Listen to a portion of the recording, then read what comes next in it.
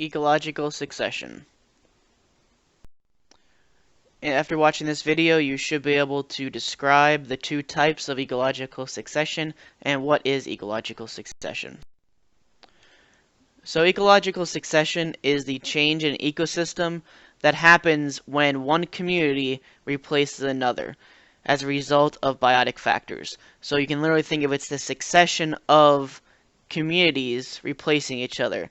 An example, you can start out with the annual plants, little tiny plants, then the plants are replaced by larger shrubs, the shrubs get replaced by smaller trees, and eventually you end up with a very large maple or oak forest. So that is what succession is, just over time, how is the area changing, how is the ecosystem changing. There are two types, primary succession and secondary succession, and we'll go over each of them. The first type is primary. So primary is when you establish a community in an area that does not have any soil. So it is rock. Where does the rock come from? It could be coming from a volcanic eruption, so the magma and the lava is hardening and forming new rock, so you have to break that down to form soil. Or it could be the glacier is melting or moving and exposing rock that was never been seen to the world before, so now there's a new area. So primary succession is when you start with a rock. There's no dirt, there's no soil.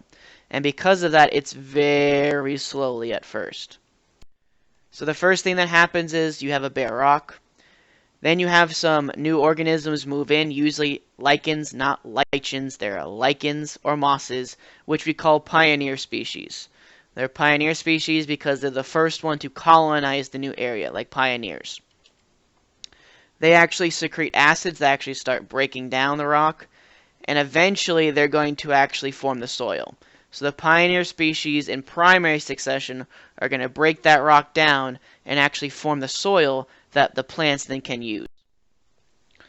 So now you have some dirt, so these small weedy plants can actually come in here, and when they die, they're going to create more and more dirt. So the small weeds start moving in after the lichens have formed the first little bit of soil.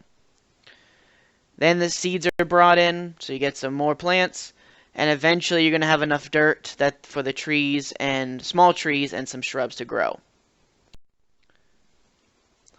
Eventually those small trees will be replaced by larger trees, and that final stage is known as a climax community. So you started out with a rock, then you went to small little weeds, some small shrubs, some small trees, and then finally you finished up with the climax community of usually very large trees, depending on the actual area of the world you're looking at.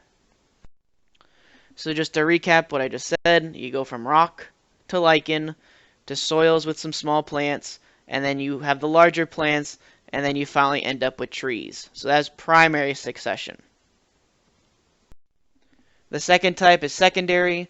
This is what happens when you have a disturbance. So you already have in a community, you already have something actually growing in that area, but there's some kind of disturbance, a fire, a flood, a windstorm, or humans chopping down the forest, and you're disrupting the community. So this disruption is going to cause new things to actually be able to move in.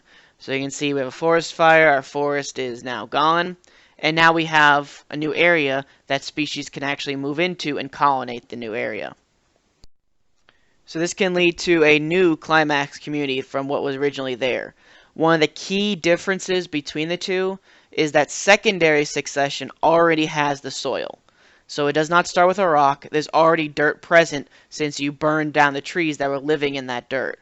So the order for secondary succession is soil, to immediately to small plants, there is no lichens, and then to large plants. So in this case, the pioneer species is actually these small plants and weeds. And because you don't have to actually make the soil, make the dirt, it goes much, much faster than primary succession does. So primary succession starts with a rock. Secondary succession, you already have the dirt there. So you can see the example, you have the fire, then you have the annual plants, then some grasses, then some shrubs, and eventually you return to that mature oak forest. And notice, even though that's much faster, it still will take over 150 years for that community to reestablish and become a climax community again. And then finally, just a quick overview of aquatic ecosystems. So yes, ponds actually also have succession. What happens is if there's no man-made intervention, ponds actually will eventually fill up over time. So you can see over time the dirt actually falls into the pond, and if just left to natural conditions, the pond eventually will disappear and become overgrown with plants. So in the forest ecosystems, you see that they eventually fill up into or eventually become climax communities. In the aquatic ecosystems, you actually run out of the actual water ecosystem, and eventually you just end up with flat land.